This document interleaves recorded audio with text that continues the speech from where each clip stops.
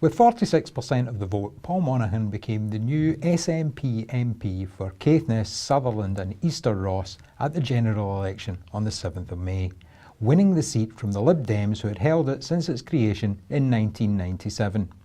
I'm Ian Forsyth, and in this exclusive interview for North Highland Radio, we're going to be talking to Paul about his experience as a new MP and his aspirations for the future and what he can achieve for his constituents. Paul, it's great to have you with us. Going back to when your result was announced, what went through your head when you suddenly realised you're an MP? I was an MP. Well, it's an exciting idea.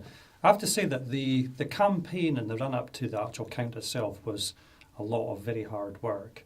So by the time I think most people get to the count, they're extremely tired. It's very, very early in the morning, so reactions are a bit blunted, I suspect. And then, of course, you've got the excitement of the count and it being announced. So, exciting proposition, definitely. As you walk off the stage with the count just having been announced, you're handed an envelope. And in the envelope are instructions for what you need to do next to get yourself to London, where you're expected to appear, and so on and so forth, who you've got to phone. So you're straight into that immediately. So the excitement quickly dissipates into, my goodness, this is really going to be a lot of hard work. We need to get going with it. So that's really the initial reaction, I suspect. Yeah. And watching the other candidates on the stage, it must be an element of pity or sympathy for them, surely. Yeah, I think it's disappointing for other people. I mean, there is a human element to it as well as a political element, clearly. And whilst I would disagree with the political views of the people that I was running against, they are very nice individuals. And there's one or two of them that I got on with quite well at a personal level. So yes, my excitement personally is tinged with disappointment for them. But we do, of course, have a job to do, and we need to make sure that that is done, and that's what I was elected to do. So, we need to focus on what's important in life, and what is important in life is delivered in the manifesto that we were elected on. And you mentioned earlier on there about the amount of hard work that went into the campaigning. Take us through a typical day during the campaign trail. A typical day? Well, Caithness, Sutherland and Easter Ross is an enormous constituency. I have heard some people say that geographically it's the same area size as Northern Ireland. I don't know if that's quite true, but I don't think it's far off it. So there's enormous geographic challenges in terms of getting round, meeting the communities, listening to people, and making sure that your presence is felt and that the aspirations of the Scottish National Party, in my case, are accurately communicated to the individuals and the people that are living in those communities. So lots of hard work, lots of planning in terms of where you're going to go, when you're going to be there, how you're going to advertise that. So it's quite a logistical operation. There's a lot of travelling, clearly, and if you're going to do that effectively, you have to make very best use of your time.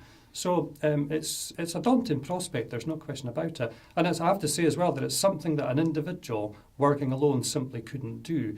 I mean, I had a number of people assisting me and helping me, from my election agent, my campaign organiser, but also enthusiasts and activists in the SNP branches in the constituency. There are 5 branches in Caithness, Sutherland, Easter Ross. Each of those branches has grown in size by about 500 to 700% since the referendum. So we have hundreds of new recruits to the Scottish National Party, a large number of whom were very anxious and enthusiastic about making a contribution to the campaign, and that helped me enormously as well. But having said that, it must be quite difficult with so many people who are recently joined the party, suddenly being thrown into a general election campaign. How did you go about organising that, making sure that people knew what was required, what you needed them to do? Yeah. You're right, of course. I think, however, one of the things that we're left with in Scotland following the referendum is an electorate, generally, that's very well educated about the issues that we're confronted by and has a particularly sophisticated understanding of what we need to do to start to make positive changes or progressive changes as we would see it in Scotland. So whilst they're enthusiastic and whilst they're new to the SNP, they do have that depth of understanding about the issues that we're confronted by. But to answer your question directly, one of the first things that I did when I was nominated to run for the SNP in the constituency was to get round each of the branches, meet with the branches, give them a little bit of a talk about what I was about and where I was coming from, and also to answer their questions so that they were up to speed with what I was trying to do, and I had a good understanding of what their aspirations were for the general election campaign also. And we kept that going throughout the campaign. I think that was very important, and that allowed us to tap into their enthusiasm and their energy, and that helped us build a very positive and highly visible campaign, which was of great help. Moving forward then, you've got your envelope giving you instructions about what to do when you get to Westminster, where to go. Take us through that first day at Westminster. It must be a really exciting experience for a new MP. Yes, I think it is. It's a very early start as well. I mean, that first day I was up at 4 o'clock in the morning to get into Inverness to get a flight down to Gatwick. Then from Gatwick, the Gatwick Express into the centre of London, and then into the House of Commons. Arriving at Portcullis House, which is adjacent to the House of Commons, you're straight in, you're welcomed by somebody who instantly recognises you because they've done their little bit of research. You sign in, and then you're taken straight into the induction process. The first element of that is that you're allocated a buddy.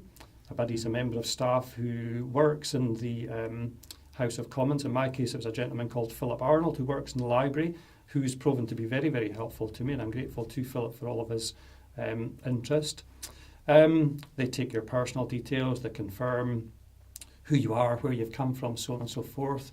You're issued with an email address and some IT equipment, and the House of Commons staff have an objective to get each new MP up and running as an MP within 2 hours, which is quite challenging, as you can imagine. Yeah.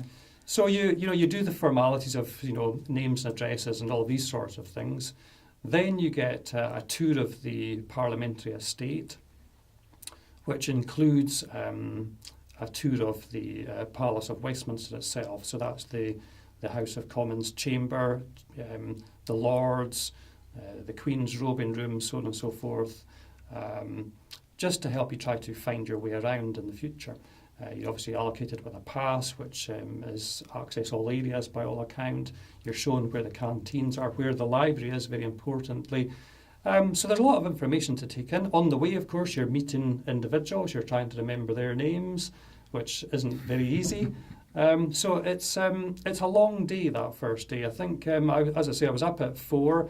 I don't think I got to the hotel until probably about 9:30 at night. By which time you're starting to think about emails because it's pouring in already. So a very, very busy day, exciting, and I think quite challenging in terms of the personal side of it. Trying to make sure that you don't forget people's names and that you're trying to understand what their roles and responsibilities are and how it is that they're trying to help you and which aspects of this whole process are important and which aspects of it perhaps are less important and you maybe don't need to focus on as an immediate priority. Was there anything in that first day or two that came as a big surprise to you? A big surprise? Perhaps not for me personally. At university I did read politics, so I have a reasonable understanding about the processes and the history of the Parliament at Westminster. So that side of it maybe wasn't quite so challenging maybe for myself as it perhaps has been for other people. But I think the induction process, involves discussion of security issues. It involves discussion about registering your interests and so on and so forth.